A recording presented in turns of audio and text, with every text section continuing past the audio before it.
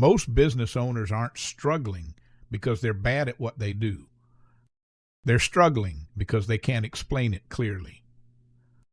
In this episode, Adam Nassor shares how to fix that. Hi, I'm Christine from Go Beyond Busy, and I'm here today with Adam Nassor, who is in Vienna in Austria. How are you today, Adam? Thank you. I'm absolutely fantastic. How about yourself? Very good, thank you. So I have a question to ask you. What's something that you've learned about running a business that you wish you'd known earlier? That question I have asked myself, I think almost every year since I started having a business. And I would say the most important thing is I stopped trying to be a chameleon and I hyper-focused on my core skills. And I wonder every day why I did not outsource the things that I don't want to do and can't do earlier. Think it's too expensive. It's not. So what kinds of things do you outsource in your business? All of the admin stuff. I have an assistant that is phenomenal because maybe because of the authors, maybe because of the ADHD, but it is for me an almost insurmountable task to just open a bunch of letters because I have so much things to do, so many meetings to have, so much to teach and stuff like that, that this is just so annoying to me. So I give it to her and she does all that for me. Or for example, sending invoices and stuff like that. You might think if you're a business owner, you like sending invoices. Guess what? Without my assistant, nobody would pay for me. Everybody likes getting paid, but very few people actually live physically sending out invoices. Yeah, that's very true. So what kind of a business are you running? Tell me a little bit about your business. Yes, I think the best way is to give you an example. Imagine an expert that is really good at their job. You probably have a few of them in mind.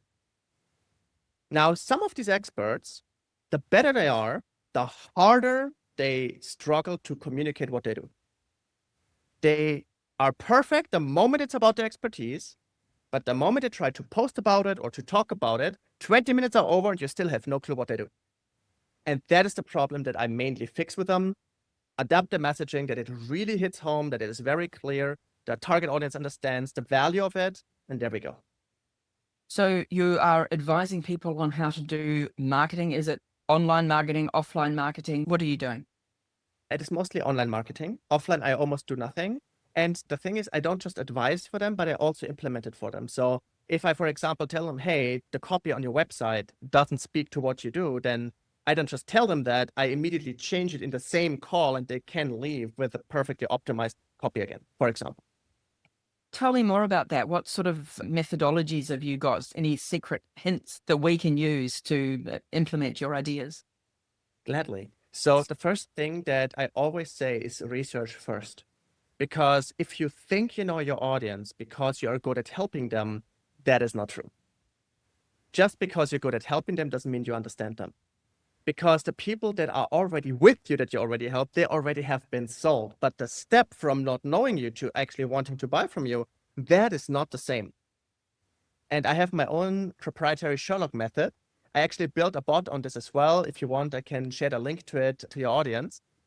Basically what it does is it analyzes your offer. It then brutally honestly tells you that is good, that is bad, helps you implement and improve it. And then it does a process that I call reverse engineered research. So instead of saying, oh, I'm looking at the market and see what they want, I go from the product and say, okay, we have a good product now. What kind of a person would buy this? And from there, I use actually Sherlock Holmes deduction process plus a few databases and some other techniques.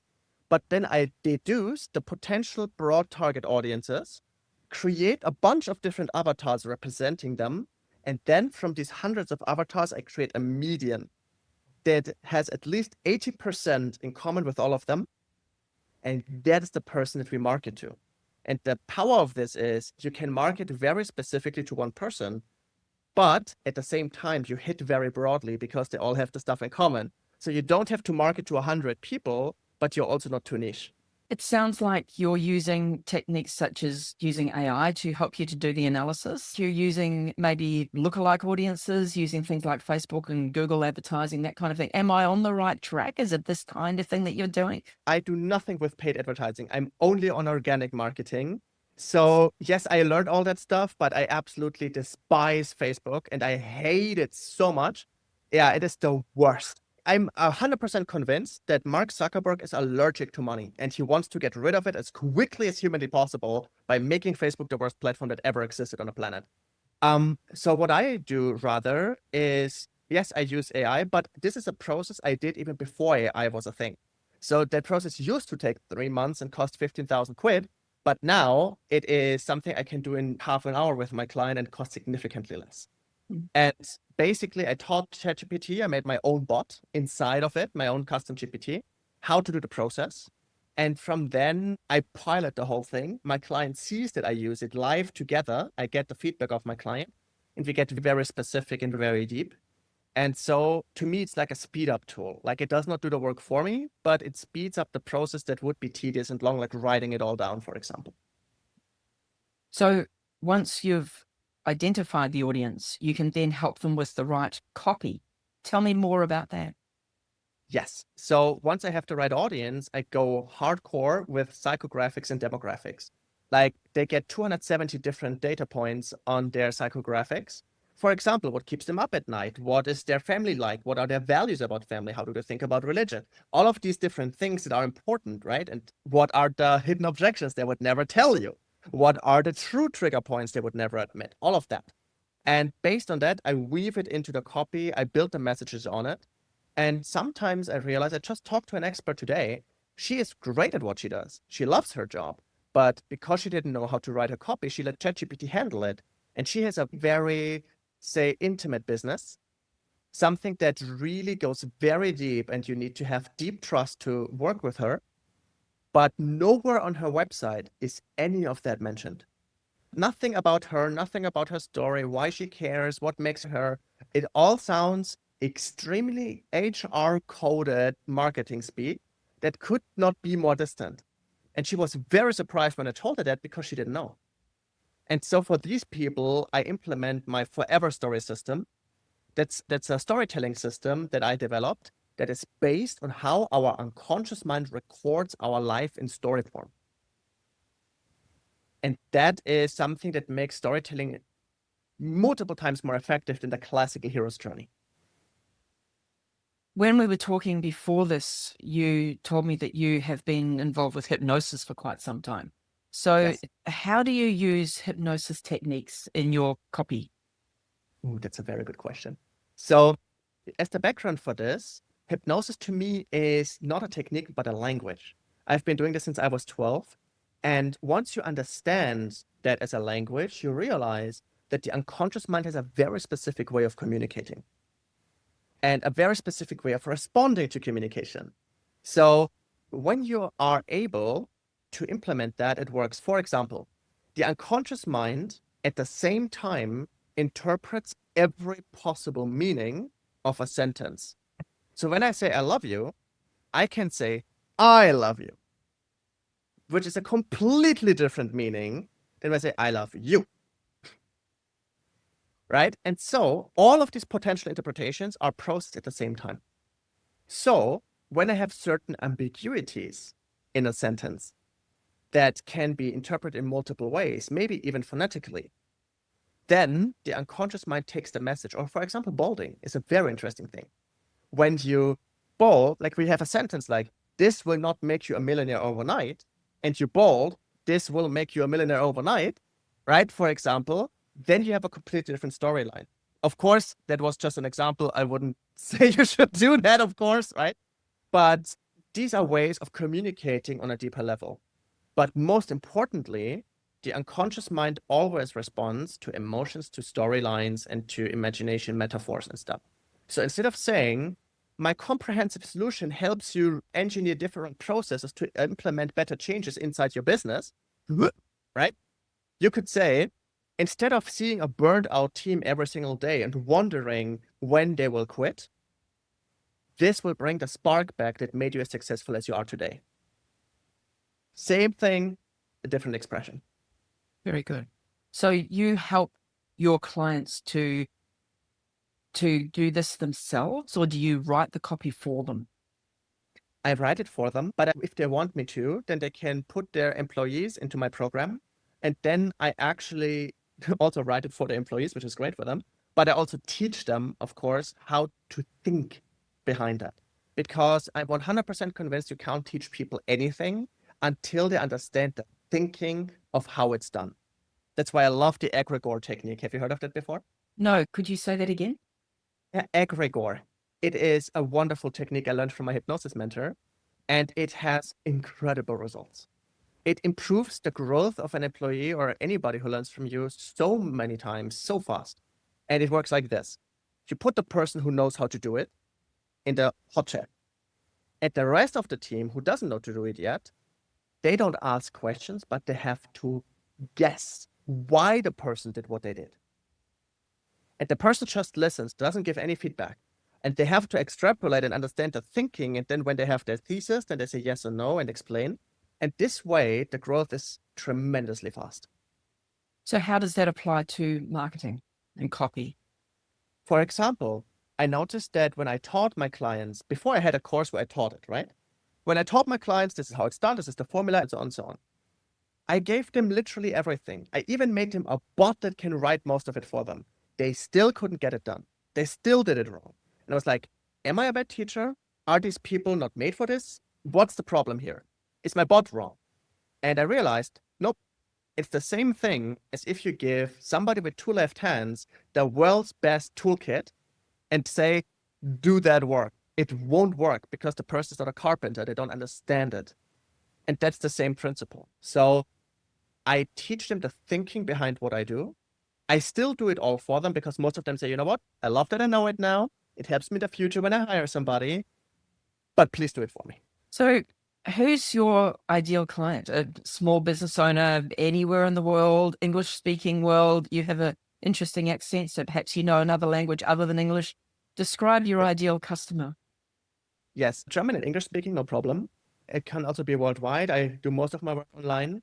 My perfect ideal customer, yes, is a solopreneur or small medium enterprise that is severely struggling with exactly that. They are good at what they do. They can't get it over. Most of them hate writing copy. They don't know how it's done. They hate social media. They know they need it, but they have no clue how it's done.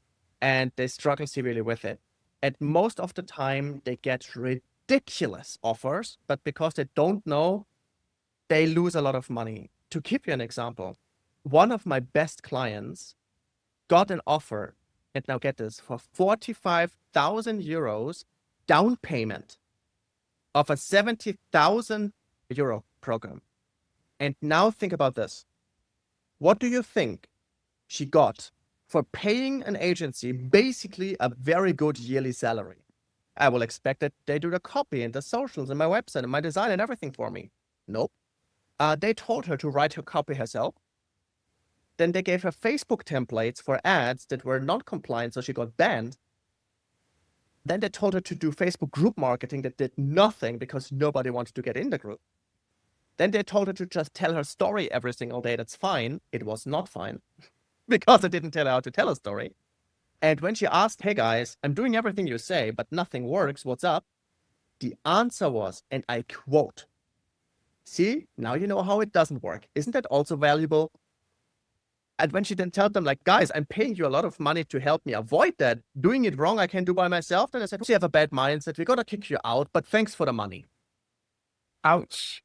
Yes. And because people don't know what is good and what is bad, they fall for these charlatans. And so I see it a little bit as my mission too, to offset this, to flood the market with experts that know what they're talking about, that are great at what they do, because usually the bad charlatans, they have good marketing. But if the experts have good marketing too, there's a grand equalizer happening, and then skill counts. So I want to offset that a little bit with what I do and help them out to give them a leg up and a little bit of a speed boost. If they know what to look out for, they're a little bit more safe.